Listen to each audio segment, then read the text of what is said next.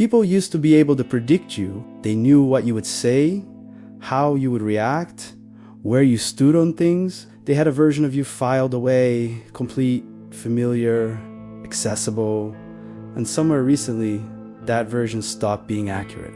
Not because you changed your mind about something, because you changed at a level deeper than opinion. And the people who thought they knew you can feel it, even if neither of you has said a word about it yet. Here's what becoming someone no one can read actually means. And it is not what most people fear it is. It is not coldness. It is not emotional unavailability. It is not the construction of a new, more impenetrable version of the same defended self you have always carried. It is something more radical than any of those things. It is the dissolution of the structure that made you legible in the first place. Carl Jung spent decades mapping what he called the persona, the mask that forms between the self and the social world. Not a lie, exactly. More like an interface, a consistent, navigable version of yourself that others can interact with, predict, rely upon. The persona is built through years of social feedback. Here is what gets approval. Here's what gets rejected.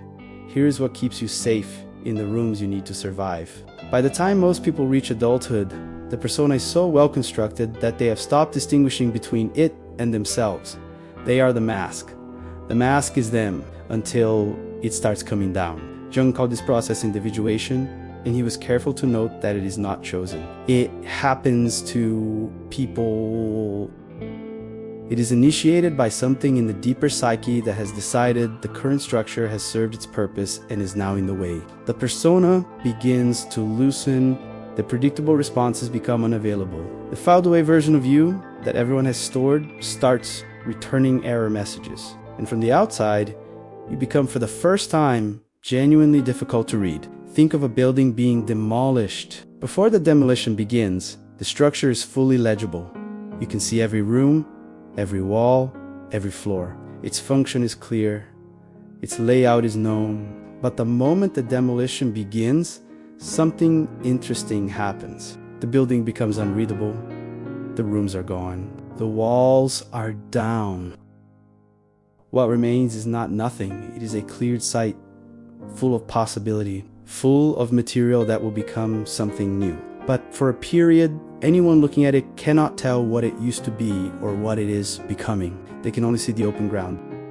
You are the cleared site right now, not the ruble, the cleared ground. The demolition has already happened or is happening. The old structure, the predictable responses, the filed away opinions, the consistent character that everyone had learned to navigate is coming down. And the people who relied on that structure, who oriented themselves by it, who felt comfortable because they knew what to expect from you, they are standing at the perimeter of the cleared site, trying to read something that is no longer there to be read.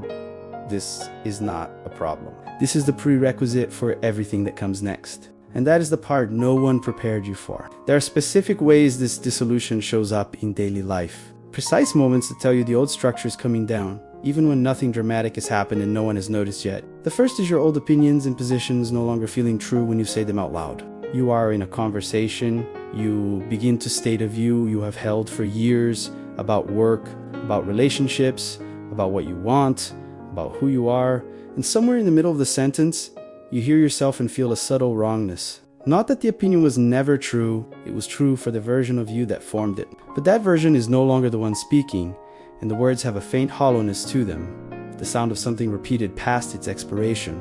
You finish the sentence. You do not correct it, but you know. The second is stopping yourself mid-sentence. Because the words belong to someone you used to be, it happens in the middle of telling a story, one of your regular stories, the ones you have told many times, the ones that used to feel like fair representations of yourself, and you stop. Not because you forgot where you were going, because you suddenly cannot find the person who the story belongs to. The story is accurate. The events happened, but the narrator has changed, and you are no longer certain you are the right person to be telling it. You let it trail off. You change the subject. Something in the room shifts without anyone naming what just happened. The third is feeling that the stories you used to tell about yourself, your background, your struggles, your identity, your origin have become strangely irrelevant.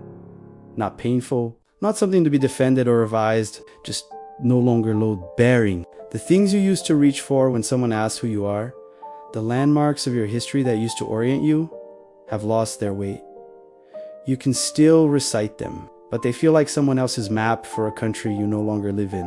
What has replaced them is not yet fully formed. There is a gap between the old story and the new one, and you are living inside that gap right now, which is why the question, "Who are you?" feels harder to answer than it ever has.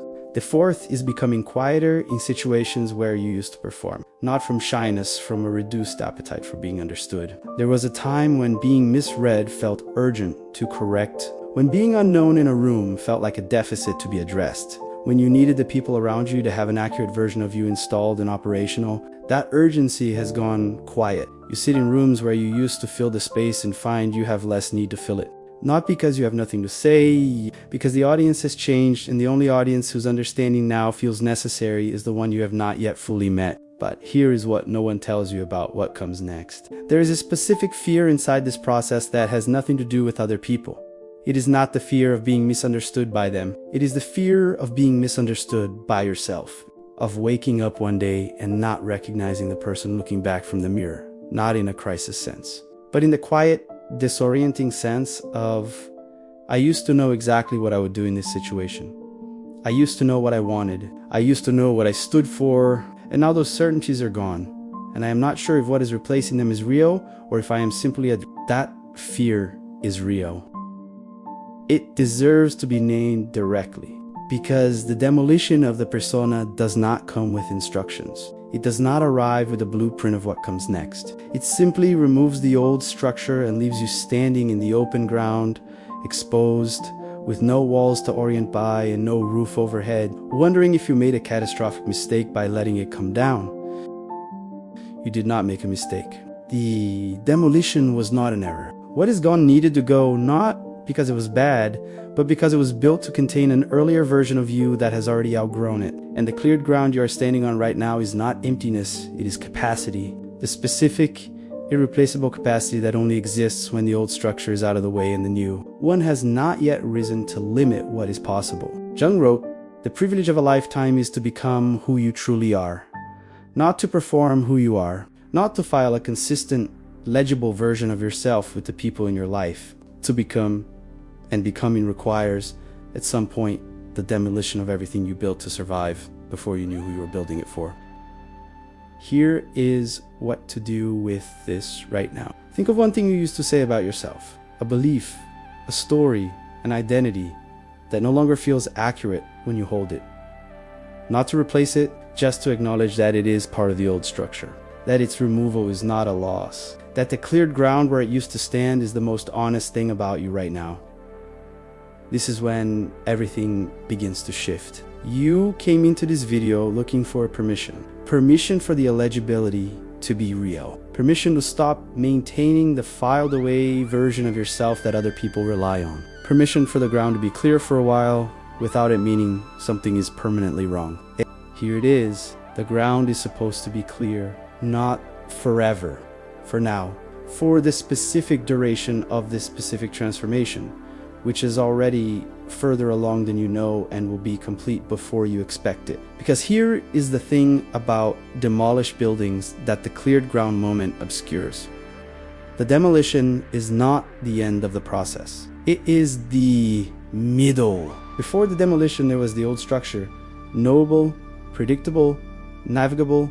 After the demolition, there will be a new one, but built on a different design. For a different inhabitant, by an architect who has finally stopped taking instructions from everyone who ever told you who you needed to be. The cleared ground is the gap between those two structures. And gaps, by definition, are temporary. The person you are becoming the one who is currently too formless to be filed away, too deep to be quickly read, too specific in their direction to be easily explained. That person is being built right now in the quiet of the cleared site, not visibly, not loudly, in the way that foundations are poured out of sight, underground, before any wall goes up. The people standing at the perimeter cannot see it happening. You can barely feel it happening. But it is the most real thing occurring in your life right now. And when the new structure is complete, when you emerge from this in-between as whoever you are actually becoming, you will be, for the first time, genuinely unreadable in the right sense. Not because you are hidden, because you are finally fully, specifically yourself. And a person who is fully themselves is always slightly beyond what the people around them can predict, not because they are closed, but because they are alive in a way that legibility cannot contain. No one will be able to read you, not because you became a mystery, because you became real. If this names something you are living right now, write in the comments. I am the cleared ground. Let's see how many of us are standing in the same open space right now. If this channel is new to you, subscribe. Every video here is built for the exact stage of this process you are in. The next one goes one layer deeper than this one did. Don't leave the cleared ground before the foundation gets poured.